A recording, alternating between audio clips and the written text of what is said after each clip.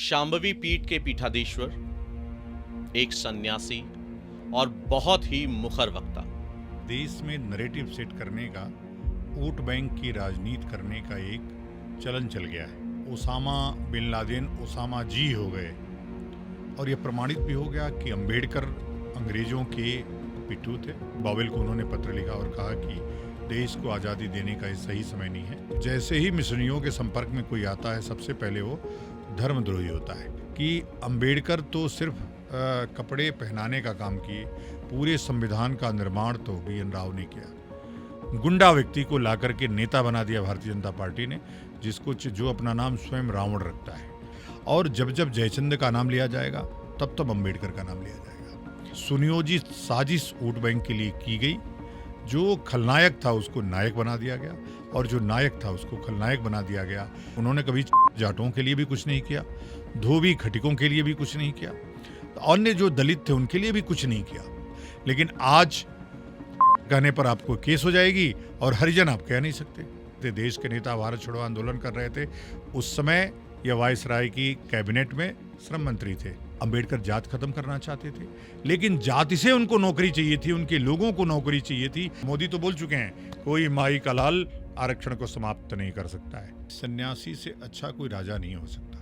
निश्चित रूप से योगी जी योग्यतम शासक हैं। आपने देखा भारत के सभी प्रदेशों में सबसे अग्रणी लॉ एंड ऑर्डर से लेकर के जिस प्रकार की व्यवस्था है, अराजकता पे कंट्रोल है, वह कोई दूसरा कर ही नहीं सकता है।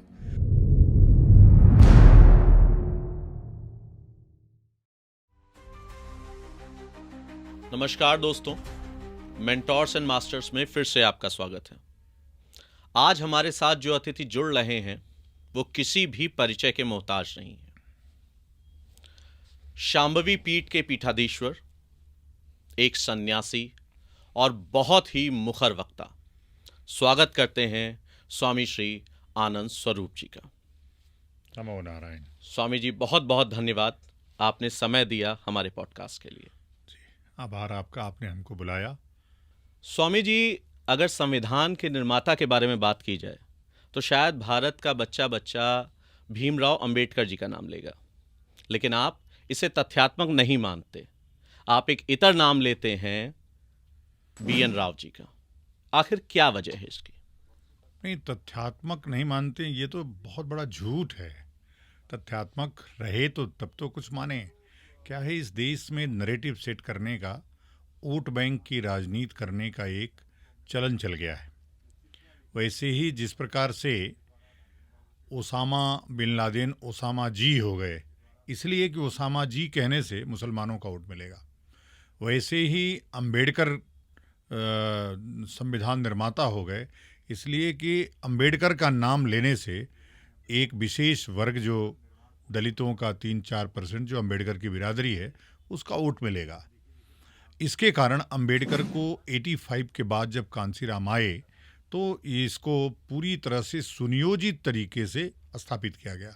अगर संविधान निर्माता होते तो एक कोई पद्म भूषण, पद्म श्री, कोई तो पुरस्कार छोटा मोटा बड़ा और ऐड़ा तेड़ा कुछ भी तो मिलता। ठीक बात। आखिर 1990 तक भारत रत्न के लिए इंतजार क्यों करना पड़ा? 45 वर्ष बहुत बड़ा समय होता है, 40 वर्ष बहुत बड़ा समय होता है। तो इससे सिद्ध होता है कि अंबेडकर कुछ नहीं थे और यह प्रमाणित भी हो गया कि अंबेडकर अंग्रेजों के पिट्ठू थे। अंबेडकर लगातार उनकी कैबिनेट में गवर्नर जनरल के, वायसराय के श्रम मंत्री थे और लगातार पत्रों में भी वही कहते रहे। बॉवेल को उन्होंने पत्र लिखा और कहा कि देश को आज़ादी देने का सही समय नहीं है, अभी आप देश को आज़ादी देके दलितों के साथ अन्याय करेंगे, इसलिए अभी देश आज़ाद नहीं होना चाहिए। धर्म के बारे में उनकी जो सोच थी वो आपसे जग जाहिर है। 1919 में जब वो लौटे, 1918 में, और वहाँ बड़ौदा राजा के यहाँ नौकरी किए। नौकरी करने का मन नहीं था उनका, चूँकि उस समय वो कोलंबिया और लंदन के बाद ईसाई मिशनरियों के संपर्क में आ चुके थे और जैसे ही मिशनरियों के संपर्क में कोई आता है, सबसे पहले वो धर्मद्रोही होता है। उसको लगता है हमारे भगवान में कोई शक्ति नहीं है, जिस प्रकार से आज भी ईसाई मिशनरियाँ काम करती हैं। तो अंबेडकर संविधान के निर्माता नहीं थे, यह प्रमाणिक चीज़ है। और देखिए, इतिहास कभी झूठ नहीं बोलता, इतिहास प्रमाणों से चलता है। एक भी ऐसे प्रमाण नहीं है जिसमें कहा जाए कि अंबेडकर संविधान के निर्माता थे। संविधान सभा जब कैबिनेट मिशन के बाद 2 संस्थाएं बनी। एक संस्था थी संविधान निर्माण कार्यालय, जिसकी जो स्थापना हुई वो 15 मई 1946 को हुई, और उसमें उसके मुखिया बनाए गए सर BN राव, जो उस समय एक रिटायर्ड IAS अफसर थे। उस समय तक वो जम्मू कश्मीर के प्रधानमंत्री रह चुके थे और 1935 इंडिया एक्ट को पूरी तरह से लिख चुके थे। तो उनका एक लंबा अनुभव था, जज थे, रिफॉर्म कमिश्नर थे, तो इसलिए उनका एक कानून को लेकर के लंबा अनुभव था। और यह प्रमाणित है, कई जैसे HB कामत ने कहा कि अंबेडकर तो सिर्फ कपड़े पहनाने का काम किए, पूरे संविधान का निर्माण तो BN राव ने किया। राजेंद्र बाबू कहते हैं कि अगर अंबेडकर ना हो, BN राव ना होते तो 25 वर्षों तक हम संविधान को लिख नहीं सकते थे, इसलिए कि कोई संविधान का जानकार नहीं था इसमें। तो ये सब जो प्रमाण है वो हमने प्रस्तुत किए हैं। संविधान सभा की जो डिबेट्स हैं उसको हमने प्रस्तुत किए हैं।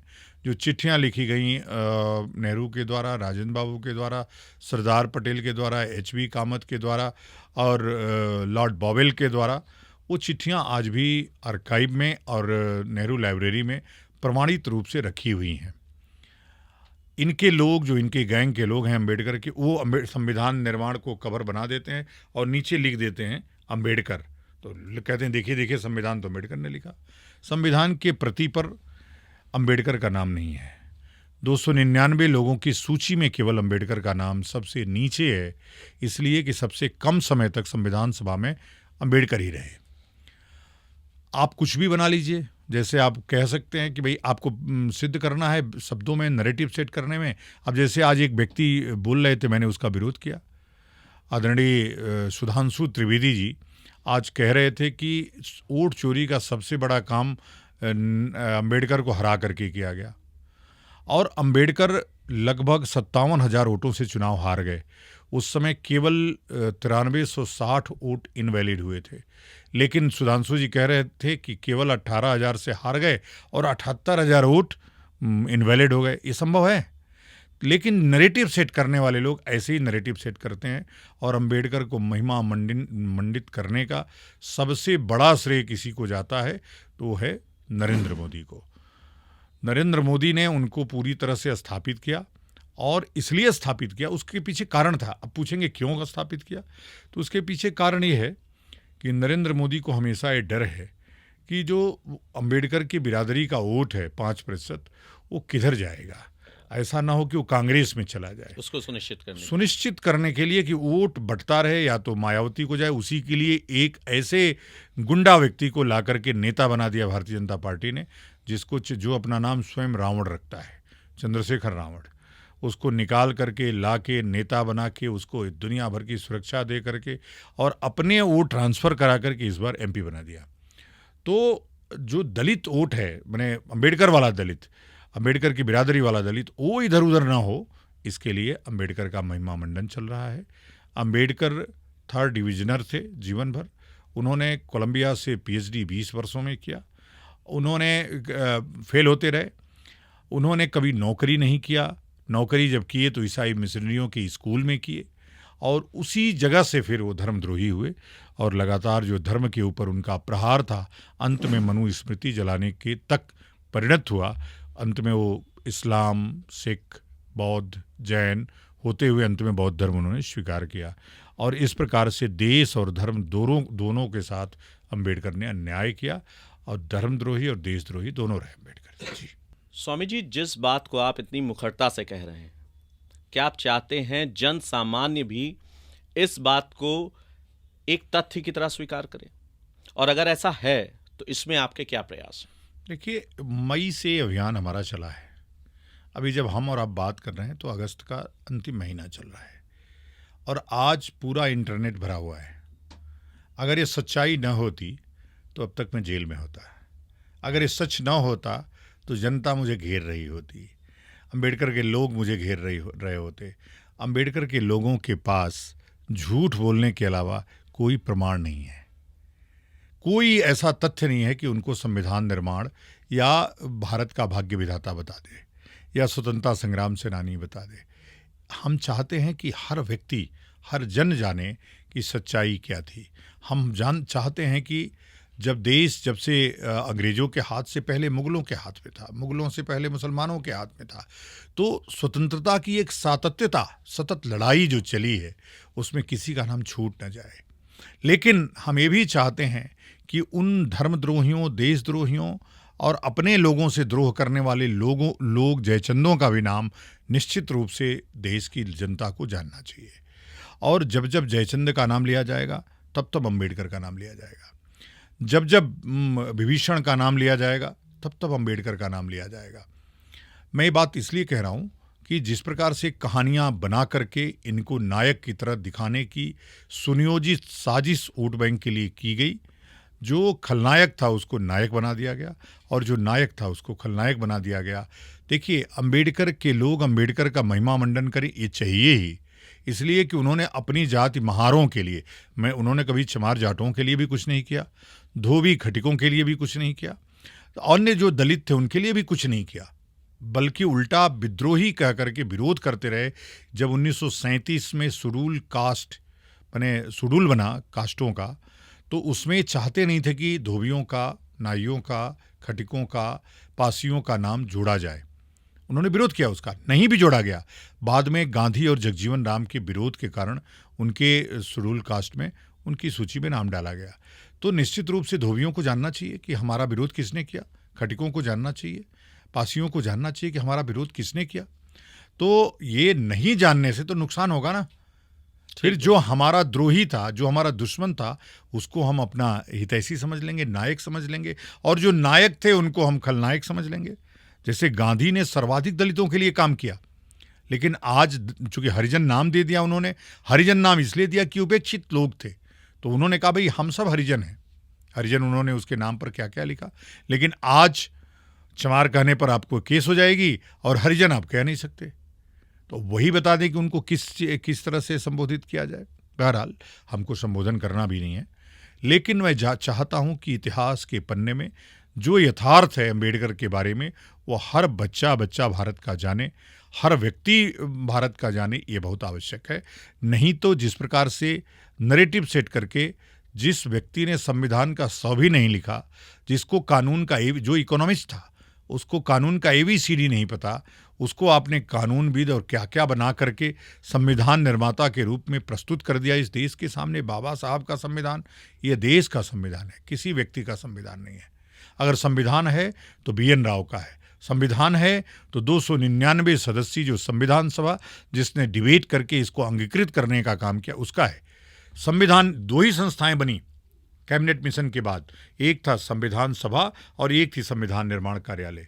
संविधान निर्माण कार्यालय जिसके मुखिया BN राव के नेतृत्व में ये संविधान बनता था, डिबेट के लिए संविधान सभा में जाता था, उस पर डिबेट होती थी और उसको अंगीकृत किया जाता था। जब 29 अक्टूबर को प्रारूप समिति बनी, उसके पहले कोई प्रारूप समिति नहीं थी, पूरा काम संविधान निर्माण कार्यालय करता था। यह 1 वर्ष बाद हो रहा है, संविधान सभा के बनने के 1 वर्ष बाद। अंबेडकर को जब अध्यक्ष बनाया गया तो उनका काम क्या था कि जो संविधान निर्माण कार्यालय सीधे संविधान सभा को भेजता था, उसकी स्क्रूटनिंग, उसकी रंगाई पुताई करने के लिए प्रारूप समिति में जाता था और फिर प्रारूप समिति अब उसको संविधान सभा में प्रस्तुत करती थी। आप जरा बताइए, चिट्ठी हमने लिखा और आपको प्राप्त हुई, बीच में पोस्टमैन हो गया तो आपने कहा कि चिट्ठी इसने लिखा। तो पोस्टमैन के अलावा अंबेडकर की प्रारूप समिति का कोई एक छोटा भी काम नहीं है। स्वामी जी, यहां एक प्रश्न और बनता है, SC/ST एक्ट और आरक्षण पर आपके क्या विचार हैं और इसका इस वक्त भारतीय राजनीति पर क्या प्रभाव है? देखिए, जब संविधान बना तो लोगों को जानना चाहिए कि आरक्षण की बीमारी कहाँ से आई है। जब मुस्लिम लीग ने सेपरेट इलेक्टोरेट प्राप्त कर लिया 1909 में, 1919 के आम चुनाव में जो चुनाव हुए उसमें मुस्लिम लीग को सेपरेट इलेक्टोरेट मिला। जब साइमन कमीशन भारत आया और उसमें एक भी भारतीय व्यक्ति नहीं था, उसकी 1919 की मॉन्टेग्यू चेम्सफोर्ड सुधारों के बाद जो ये साइमन कमीशन आया, उसकी समीक्षा करने के लिए भारत में के चुनावों की समीक्षा होनी है और भारत का एक भी व्यक्ति उस कमीशन में नहीं था। इसके लिए भारतीय नेताओं ने उसका विरोध किया। अंबेडकर एकमात्र व्यक्ति थे कि उन्होंने उसका पक्ष लिया, और पक्ष ही नहीं लिया, जा करके उसके समर्थन में खड़े हुए। लाला लाजपत राय जैसे महान विभूति उसी में लाठीचार्ज में मारे गए, जिसमें उसके बाद संडर्स की हत्या भगत सिंह, चंद्रशेखर आज़ाद, बटुकेश्वर दत्त आदि को करनी पड़ी। तो ये जो घटना हुई साइमन कमीशन के बाद की, उसके बाद इन्होंने कहा कि हमको भी सेपरेट इलेक्टोरेट चाहिए। तृतीय गोलमेज सम्मेलन, जिसमें गांधी प्रतिनिधित्व कर रहे थे कांग्रेस का, जिन्ना प्रतिनिधित्व कर रहे थे मुस्लिम लीग का, अंबेडकर प्रतिनिधित्व कर रहे थे अपने महार समाज का, और BN राव नेतृत्व कर रहे थे भारत का। ये चारों लोग गोलमेज सम्मेलन के तृतीय सम्मेलन में थे। उसी के बाद ब्रिटानिया सरकार ने अंबेडकर को सेपरेट इलेक्टोरेट दे दिया कि अब सेपरेट व्यवस्था रहेगी। इससे गांधी को बहुत तकलीफ हुई। उन्होंने कहा कि इससे तो हिंदू धर्म कमज़ोर होगा, और लक्ष्य भी यही था अंग्रेजों का इसको देने से कि जो दलित समुदाय है वो कट जाए हिंदू धर्म से। अब गांधी अरोड़ा जेल में थे और अनशन पे बैठ गए। गांधी का अनशन चूंकि लंबा खिंच गया, लंबा चल रहा था, अंत में पूना पैक्ट हुआ, और पूना पैक्ट में तय हुआ कि ये सेपरेट इलेक्टोरेट तो नहीं देंगे, लेकिन हम आरक्षित सीटें कुछ आपके लिए दे देंगे। और वो आरक्षित सीटें ही केवल आरक्षण के रूप में थीं। 1921 में जब कोटा सिस्टम आया, जब देखा गया कि परीक्षाओं में केवल ब्राह्मण ही चुन के जा रहे हैं, या जो सवर्ण क्लास है, फॉरवर्ड क्लास है, वही चुन के जा रहा है, तो अंबेडकर ने उसका विरोध किया। अंग्रेज़ों ने ब्राह्मण रिजर्वेशन एक्ट 1921 लाया, और इससे ब्राह्मणों को रोकने का काम हुआ। और फिर स्कूलों में, कॉलेजों में कोटा सिस्टम फिट हो गया कि इतने ही एडमिशन्स मिलेंगे ब्राह्मणों को। सोचिए, अत्याचार की एक सीमा तक ब्राह्मणों ने कहाँ तक झेला है, फॉरवर्ड क्लास ने कहाँ तक झेला है। उसके बाद जब देश आज़ाद हुआ, पुना पैक्ट मिल गया इनको, सब कुछ प्रक्रियाओं के बाद, भारत छोड़ो आंदोलन के बाद, भारत छोड़ो आंदोलन में भी गांधी जब भारत छोड़ो आंदोलन कर रहे थे, देश के नेता भारत छोड़ो आंदोलन कर रहे थे, उस समय यह वायसराय की कैबिनेट में श्रम मंत्री थे अंबेडकर। कितनी गाथा गाऊं मैं उनकी, जितनी गाथा गाऊंगा, जितनी परतें खोलूंगा, देश के लोगों के बीच उबाल आता जाएगा, नफरत फैलता जाएगा। मैं नहीं चाहता हूं, चूंकि मैं संत हूं, कि किसी व्यक्ति के प्रति कोई नफरत का भाव हो, लेकिन इतिहास, सच्चाई जानना हर व्यक्ति का अधिकार है। तो जब 1950 में देश का संविधान लागू हुआ, तो एक लड़की थी जो ब्राह्मण थी, तमिलनाडु की, जिसका नाम था चंपकम दुर्रई राजन। अब वो, उसको कोटा सिस्टम वहाँ चल रहा था तमिलनाडु में, वही कोटा सिस्टम कि ब्राह्मणों के लिए केवल 4 सीट है, इससे ज़्यादा नहीं, जबकि उसका नंबर था 99.9%। वो सुप्रीम कोर्ट आई, उस समय फेडरल कोर्ट सुप्रीम कोर्ट में बदल चुकी थी। सुप्रीम कोर्ट जब आई तो सुप्रीम कोर्ट ने कहा कि अब देश संविधान को अंगीकृत कर चुका है, और संविधान कहता है कि धर्म, मूल, वंश, जाति के आधार पर कोई विभिन्नता नहीं की जा सकती। ये हमारा फंडामेंटल राइट है, तो हम कोई विभिन्नता नहीं कर सकते, इसलिए यह जो नियम है वो असंवैधानिक है, उसको असंवैधानिक करा दिया। फिर उस लड़की का एडमिशन हो गया, चूँकि मार्क्स ज़्यादा थे, और यह पहली बार अंबेडकर और पेरियार ने पूरे उसको घेर लिया, सदन को, दिल्ली को जाम कर दिया। चूँकि उस समय 1951 था और 52 में आम चुनाव होने थे। अंबेडकर डर गए, नेहरू डर गए, और उन्होंने संविधान का पहला संशोधन, चंपकम दुर्रई राजन बनाम मद्रास राज्य के ऑर्डर के बाद संविधान का पहला संशोधन 1951 में हुआ, और ये हुआ कि अब नौकरियों में और संविधान के फंडामेंटल राइट में अनुच्छेद 15(4) और 16(4) जोड़ा गया, जिसमें SC और ST को आरक्षित किया गया कि इनको इतनी सीटें आरक्षित रहेंगी। यह देश पे पहला कलंक था कि जब हम समविधान का मतलब होता है जो सबके लिए समान विधान बनाए, ऐसे उसमें यह कलंक था कि एक व्यक्ति मेरिट पे नहीं, जात पर अंबेडकर जात खत्म करना चाहते थे, लेकिन जाति से उनको नौकरी चाहिए थी, उनके लोगों को नौकरी चाहिए थी। यह सबसे बड़ा कलंक अंबेडकर के प्रयास से लगा संविधान के ऊपर। और वो अनवरत, आज जब 75वां वर्ष हम मना रहे हैं, तब भी अंबेडकर की बिरादरी के जो अगड़े दलित हैं, लाभ उन्हीं को मिल रहा है। दलित आज भी दलित है, चमड़ा सिलने वाला आज भी चमड़ा सिल रहा है, मजदूरी करने वाला आज भी मजदूरी कर रहा है।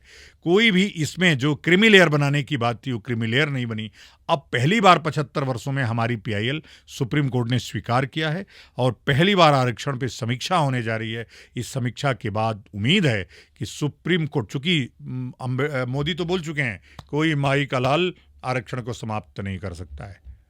मैं फिर उस पराक्रमी समाज जो फॉरवर्ड क्लास है, जिसने इस देश को आज़ादी दिलाई, मैं आह्वान बार बार करता हूं, आप संघर्ष के लिए तैयार रहो, आप रक्त क्रांति के लिए तैयार रहो। इसलिए कि आरक्षण के लिए जब तक हम रक्त क्रांति नहीं करेंगे, हमको नहीं लगता है, अगर न्यायपालिका नहीं डरी तो निश्चित रूप से समीक्षा करके समाप्त करेगी। लेकिन समाप्त करके भी क्या करेगी? SC/ST एक्ट समाप्त किया गया और मोदी ने दोगुने बेग से और मजबूती करके ले आए। और फिर भी फॉरवर्ड क्लास की पहली पसंद मोदी ही है।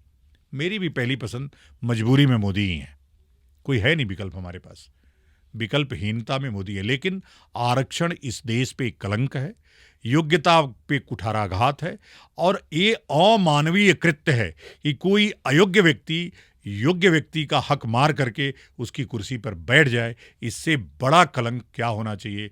दुनिया के इतिहास में ऐसा कोई कानून नहीं है जो इस प्रकार का हो। और मैं तो चाहता हूं कि आरक्षण के ऊपर अंतर्राष्ट्रीय एक डिबेट होना चाहिए और दुनिया को भारत का बुद्धि ठीक करने का प्रयास करना चाहिए। और नहीं होगा तो हम तो रक्त क्रांति के लिए आह्वान करेंगे। हो सकता है कि मेरा अवतरण इसी के लिए हुआ हो। स्वामी जी, आप और हमारे मुख्यमंत्री दोनों संन्यास परंपरा से आते हैं। एक सन्यासी का राजनीति से जुड़ना, इसके बारे में आपके क्या विचार हैं? जग जाहिर है कि सन्यासी से अच्छा कोई राजा नहीं हो सकता। और चाणक्य ने कहा कि जब सत्ता अनाचारी, दुराचारी, अत्याचारी हो जाए तो सन्यासियों को सत्ता अपने हाथ में ले लेनी चाहिए। और चाणक्य ने किया ना, धनानंद को हटाने के लिए जंग लड़े, युद्ध लड़े, और युद्ध के बाद जब धनानंद पराजित हुआ तो तब तक वो सत्ता पे रहे जब तक चंद्रगुप्त उस शासन करने लायक न हो गए। तो सन्यासी से अच्छा राजा कोई हो नहीं सकता, इसलिए कि उसका कोई नहीं होता है, न कोई आगे न पीछे, न दाएं न बाएं, कोई नहीं होता है। और वह निष्पक्ष होकर के सबके पक्ष में, जनता के पक्ष में न्याय करता है, जस्टिस करता है। तो सन्यासी से अच्छा राजा नहीं हो सकता। अच्छे सन्यासियों को निश्चित रूप से राजनीति में आकर के पथ प्रदर्शन करना चाहिए, लेकिन राजनीति में लिप्त नहीं हो जाना चाहिए, ये निश्चित है। स्वामी जी, आज आपने कहा योगी जी और हम दोनों सन्यासी हैं, तो निश्चित रूप से दोनों जो मार्ग दिखा रहे हैं बहुत सारे लोगों को अच्छा भी लगता होगा। बहुत सारे लोगों को जैसे फ्री में खाने की आदत इस देश में डाली गई, लेकिन हम कहेंगे कि भाई फ्री राशन क्यों दे रहे हो?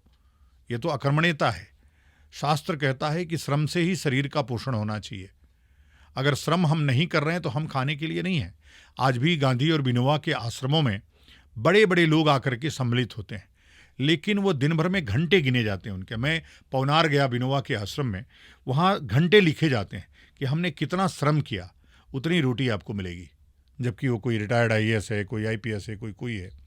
तो श्रम से शरीर का पोषण हो, यह जो कॉन्सेप्ट ऑफ सनातन धर्म है, उस पर भी एक कुठाराघात है। निःशुल्क फ्री, बिल्कुल फ्री का काम बंद होना चाहिए, नहीं तो अकर्मण्य होकर के अपराध करेंगे लोग फ्री में। इससे अपराध, हिंसा, जातिवादिता ये सब बढ़ेगी। तो चूंकि मैं संत नहीं होता तो मैं तो वोट बैंक की बात करता, मैं ये बात क्यों करता? और ये सबकी आम जन की बात, जो हम कह रहे हैं वो आम जन की बात है। ठीक बात। जिसको मिल रहा है गेहूं उसको तो अच्छा मिल रहा है, चूंकि वो अनपढ़ है, जाहिल है, उसको पता नहीं है कि हमारे ऊपर हमको अकर्मण्य बना करके सरकारें क्या कर रही हैं। तो निश्चित रूप से योगी जी योग्यतम शासक हैं। आपने देखा प्रदेश, भारत के सभी प्रदेशों में सबसे अग्रणी लॉ एंड ऑर्डर से लेकर के जिस प्रकार की व्यवस्था है, अराजकता पे कंट्रोल है, वह कोई दूसरा कर ही नहीं सकता है। तो जहाँ जब जब शासक सन्यासी होगा तो राम राज्य आएगा, अगर गृहस्थ होगा तो वो तो गृहस्थी की तरह चलाएगा। राम राज्य लाना है तो सभी राज्यों के मुख्यमंत्री सन्यासी होने चाहिए। जी स्वामी जी, आज हमारे दर्शकों ने आपके विचार सुने। आपके विचार से हो सकता है कुछ लोग सहमत हों, कुछ लोग असहमत भी हों, लेकिन एक बात से सबकी सहमति होगी कि आप एक बहुत ही मुखर वक्ता हैं। दर्शकों, बहुत धन्यवाद इस वीडियो को देखने के लिए। अगर आपको लगता है कि हम अच्छे वीडियोस आपके लिए ला रहे हैं तो उन्हें लाइक करिए। आपकी कोई राय है तो कमेंट बॉक्स में हमें बताइए और अगले वीडियो को देखने के लिए हमें सब्सक्राइब करिए। स्वामी जी, बहुत बहुत धन्यवाद फिर से। बहुत धन्यवाद आपने अपना बहुत कीमती समय हमें दिया। जी, धन्यवाद। बहुत धन्यवाद।